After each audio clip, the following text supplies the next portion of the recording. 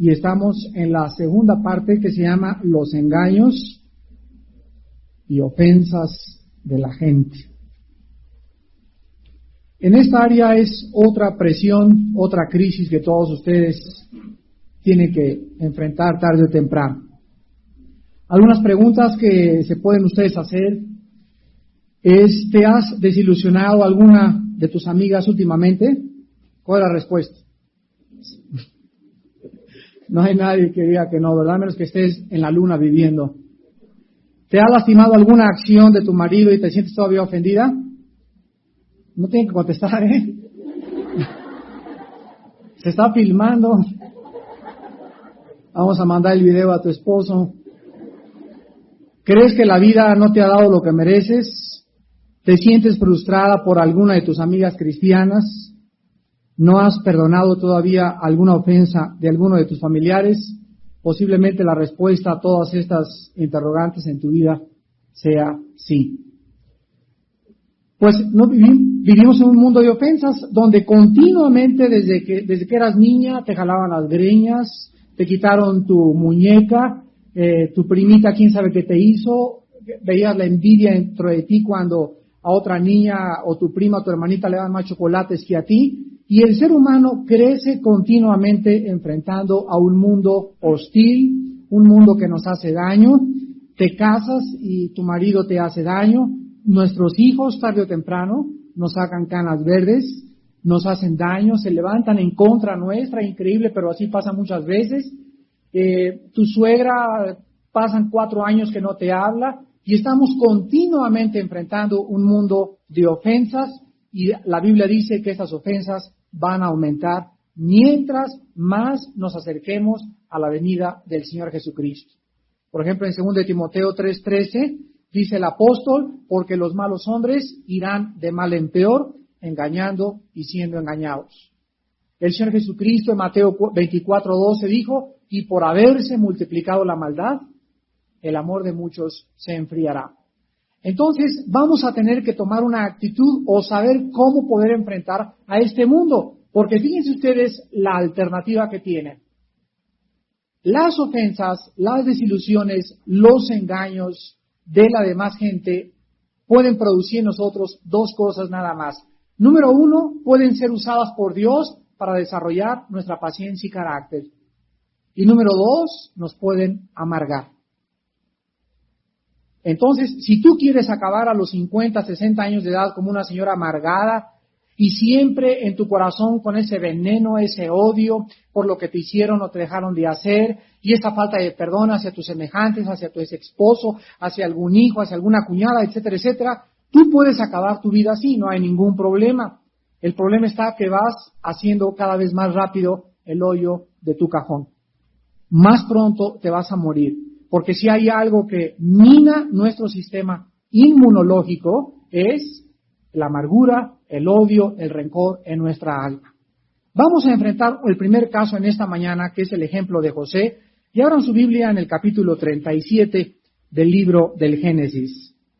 José es, creo yo, el ejemplo más grande, no porque no haya habido otros como él, sino que se narra con más detalle la forma que él enfrentó el odio, los celos, el rechazo. Ahí está en su manual, Ahí está en su manual en el inciso A. Génesis capítulo 37. Y vamos a ver el versículo 4 al 5, el 8, el 11, el 18, el 26 al 28. Dice Génesis 37, primero del 4 al 5, estas palabras. Y viendo sus hermanos que su padre lo amaba más que a todos sus hermanos, ¿qué cosa le hacían? Le aborrecían. Ahí están los celos, ¿verdad? Le aborrecían y no podían hablarle pacíficamente.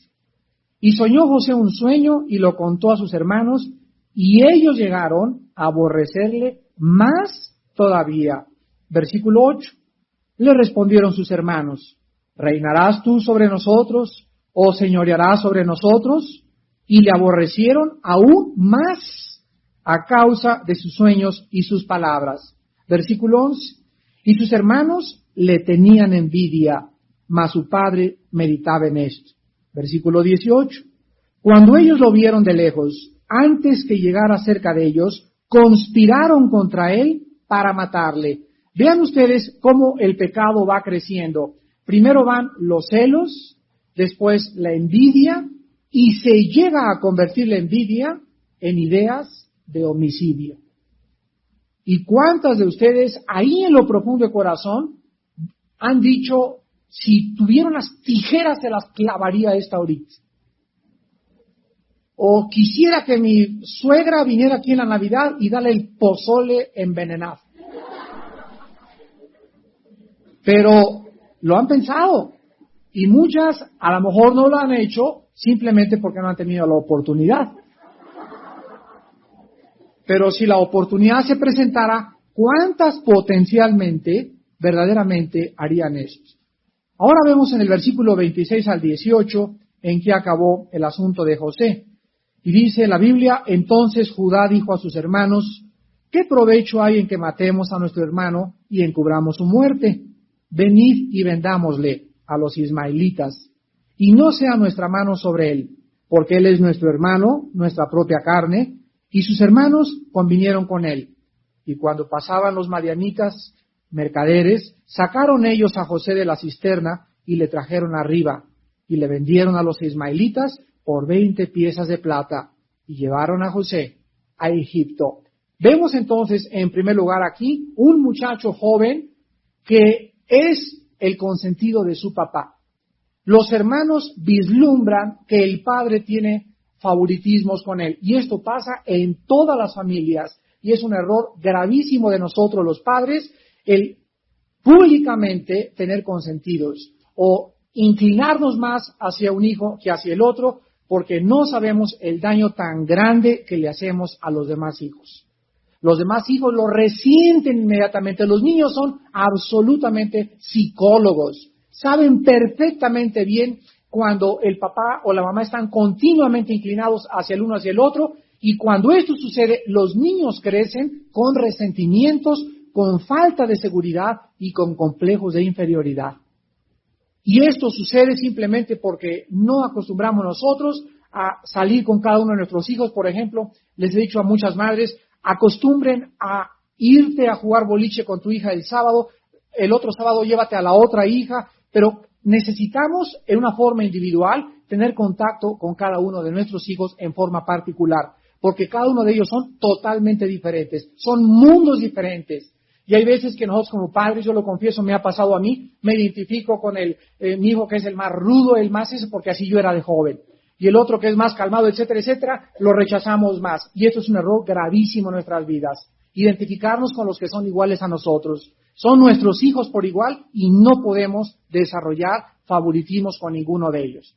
Bueno, José creció en este ambiente, lo ven los hermanos, y una caravana de madianitas le recoge. Los madianitas eran primos de los judíos porque se había casado Madián con Cetura, una de las esposas de Abraham, y vemos que eran casi primos hermanos de los judíos, los madianitas.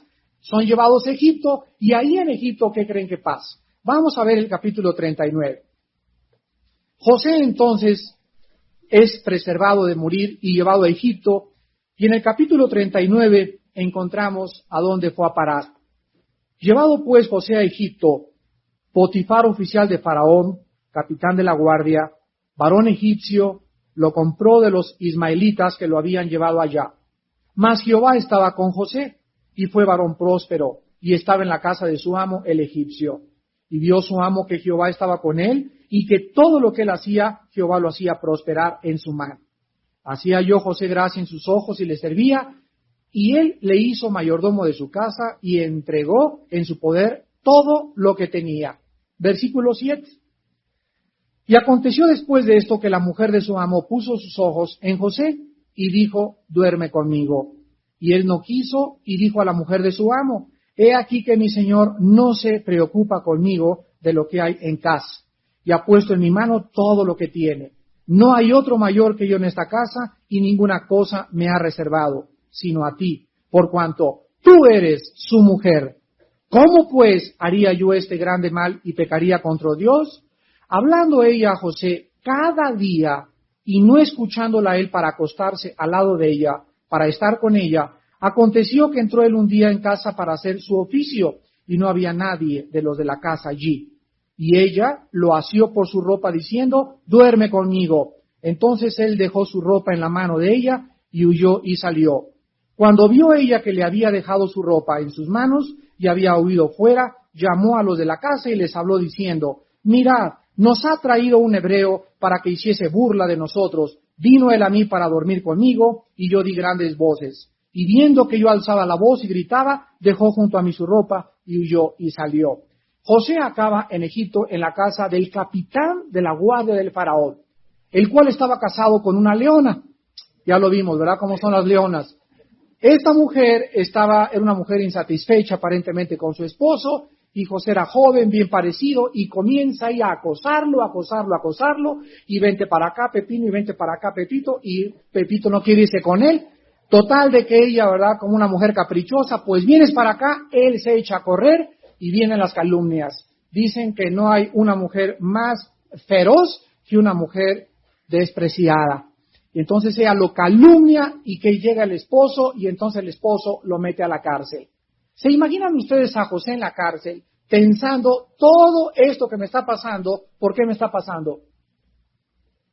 Por ser fiel a Dios. Por ser fiel a Dios. Primero, en mi casa yo no me eché a correr ni les dije nada a mis hermanos. Como cordero me amarraron, me metieron a un pozo, me querían matar y me venden. Y yo me dejé que me vendieran y me llevaran y me alejaran de mi padre. Llego a Egipto y quiero seguir siendo fiel a Dios y me encuentro con esta leona que me quiere devorar y le digo, no quiero nada porque tú estás casada y porque Dios nos está viendo. Aunque no había nadie en el palacio, José tenía temor de Dios. Entonces, esta mujer es rechazada y José es metido a la cárcel. Cuando está en la cárcel José, caen junto con él, ahí en el reclusorio norte, el copero y el panadero del faraón, que eran los que probaban la comida y el vino del rey antes de que él comiese. Y ahí en la cárcel se acuerda uno de el copero del rey, de que el rey tenía sueños y José también tenía sueños, pero él tiene un sueño en la cárcel y José se lo interpreta. Entonces el copero sale de la cárcel y José dice, por favor, cuando vayas allá y salgas, ve y dile al faraón que yo estoy aquí injustamente y que me ayude, por favor. Pues el copero salió y dice la Biblia, se le olvidó lo que José le había dicho. Y pasan 2 años donde José pudo haber dicho, ya ni Dios me quiere, mis hermanos no me quieren, por ser fiel a Dios me pasa esto, y ahí José pudo haberse amargado. Pudo haber maldecido su suerte, pudo haberse irritado contra las circunstancias, pero José tenía un secreto maravilloso en su vida. Veámoslo finalmente en el capítulo 50 del libro del Génesis.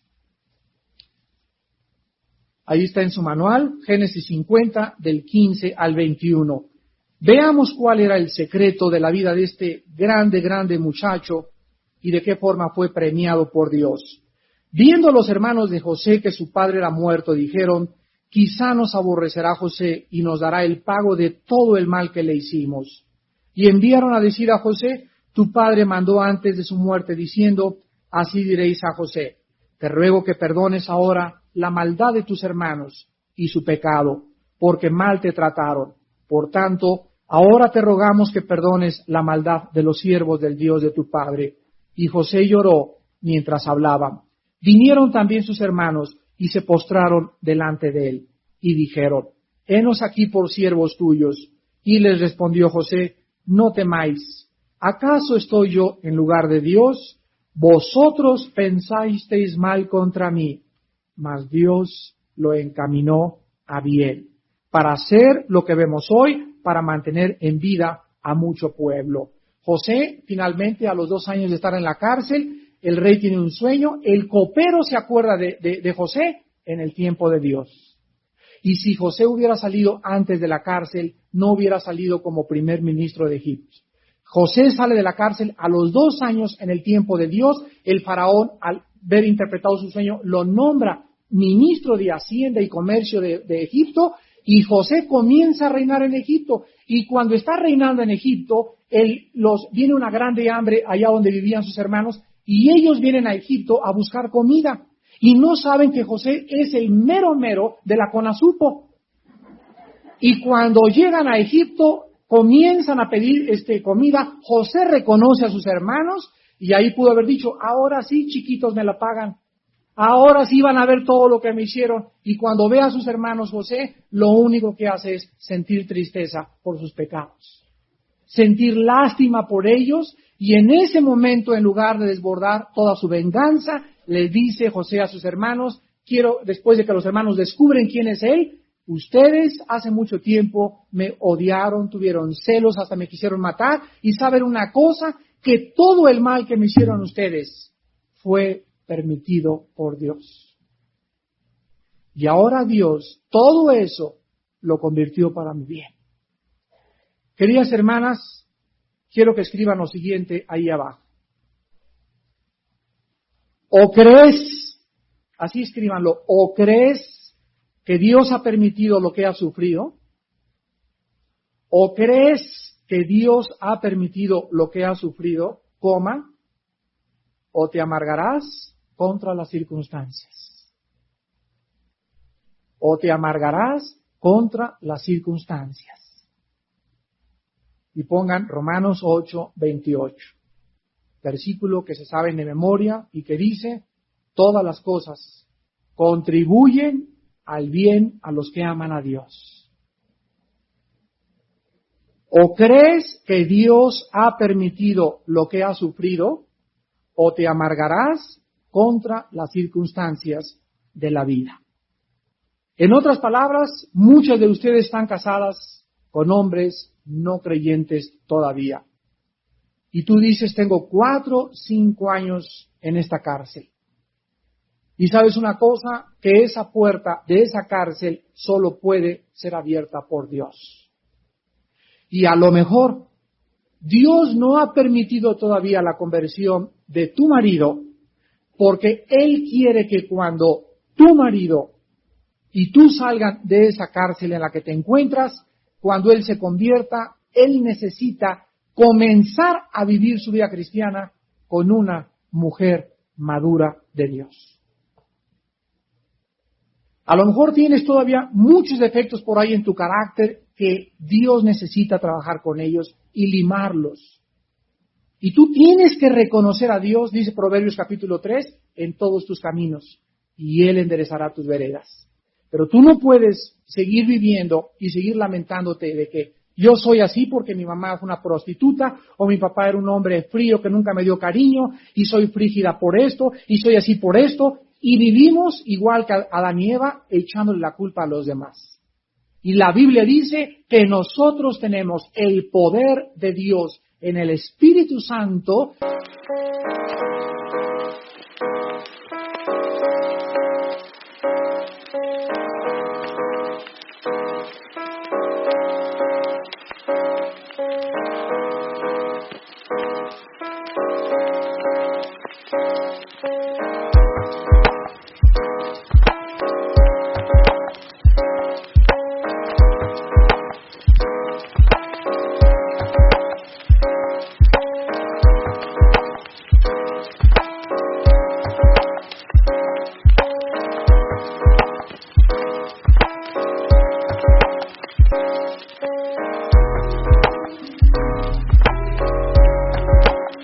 para vencer cualquier trauma, prejuicio o daño que nos hayan hecho X persona en nuestro pasado. ¿Qué es la vida cristiana? Es la rehabilitación de la mente. Y cuando venimos todos a Cristo, todos, ¿quién no viene a Cristo herido, traumado, con complejos, con odios, con rencores? ¿Y qué cosa hace Dios? Dice, por favor, este libro, métanselo aquí.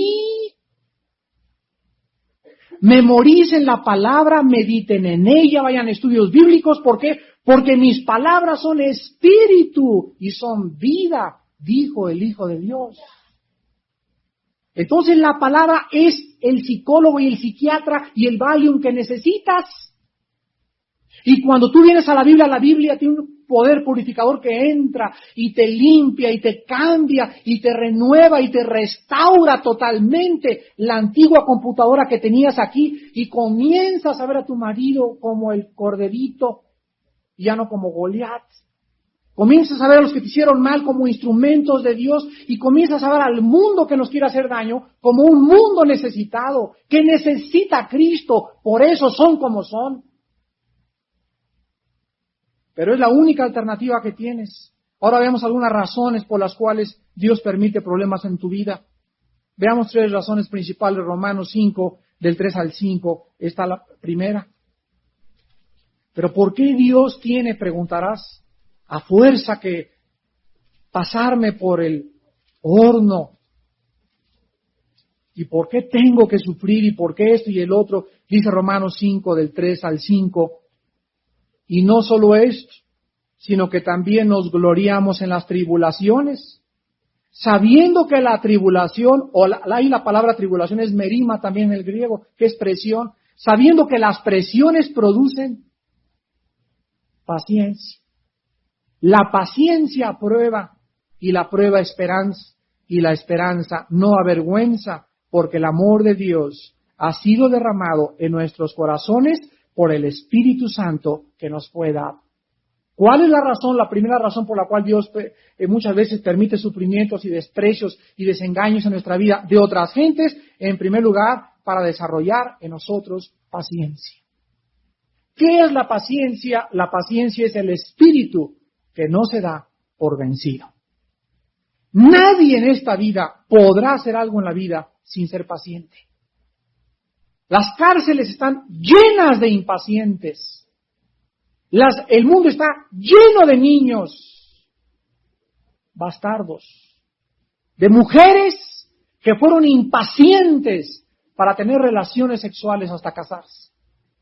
Nuestras hijas son impacientes. El mundo está lleno de drogadictos, de muchachos impacientes que quieren ya probar la vida. Quieren saber de todo, quieren saber del sexo, quieren saber de las drogas, quieren saber del alcohol. El mundo es un mundo impaciente y no se puede, dice la Biblia, vivir sin esperar el tiempo de Dios. La paciencia solo se desarrolla a través de los problemas, cuando tienes a Cristo. Porque si no tienes a Cristo y tienes problemas, no es posible que el problema te sirva. Los problemas le sirven nada más a los hijos de Dios. Vean ahora 2 Corintios capítulo 1, versículo del 3 al 5. Y escribe el apóstol Pablo: bendito sea el Dios y Padre de nuestro Señor Jesucristo, Padre de misericordias y Dios de toda consolación, el cual nos consuela en todas nuestras tribulaciones, para que podamos también nosotros consolar a los que están en cualquier tribulación, por medio de la consolación con que nosotros somos consolados por Dios. Porque de la manera que abundan en nosotros las aflicciones de Cristo, así abunda también por el mismo Cristo nuestra consolación. La segunda razón para el sufrimiento y por qué Dios lo permite es para que estés mejor preparada, así escríbelo, para estar mejor preparada para consolar a otras personas. No cabe duda que una madre que ha perdido un hijo, una madre que ha sido pobre cuando era joven, una madre que ha sufrido desprecios y desengaños, está en una posición mucho mejor para ayudar a otras mujeres que están pasando lo mismo que ella ya pasó. ¿No es verdad?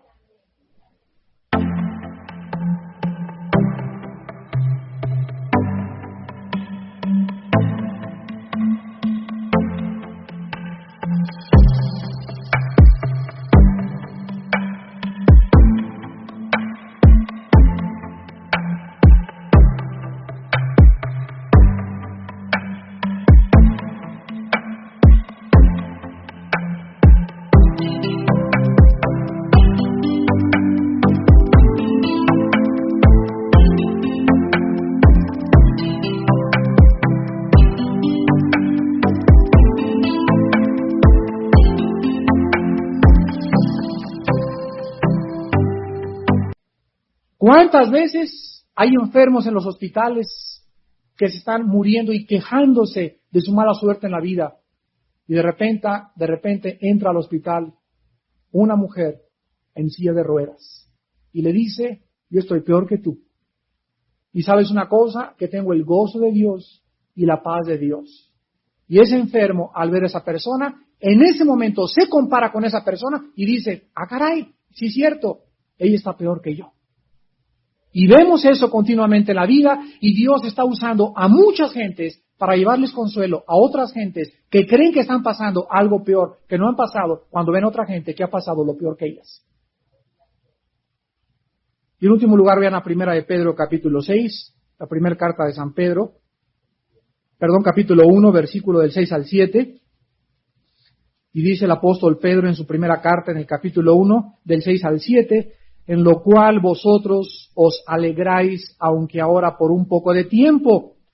Si es necesario, tengáis que ser afligidos en diversas pruebas. ¿Para qué? Para que sometida a prueba vuestra fe, mucho más precioso que el oro, el cual, aunque perecedero se prueba con fuego, sea hallada en alabanza, gloria y honra cuando sea manifestado Jesucristo. La última razón es que las pruebas y las presiones prueban nuestra fe. Escriban, los problemas demuestran cuánta confianza tengo en Dios. Mis problemas demostrarán cuánta confianza tengo en Dios. Y veamos en tercer lugar rápidamente las respuestas bíblicas a las ofensas y a los engaños de la gente. En Mateo capítulo 5 del 44 al 48 dice, amar a vuestros enemigos, bendecid a los que os maldicen, hagan bien a los que les odian, oren por los que los ultrajan y persiguen, porque si ustedes no responden de esta manera, ¿en qué se diferencian de los que no son cristianos? En Romanos capítulo 12, del 17 al 21 dice, no paguéis a nadie mal por mal. Si tu enemigo tuviere sed, dale de beber. Si tuviere hambre, dale de comer. Y al final de Romanos dice, no sean vencidas por el mal, sino venzan el mal con el bien.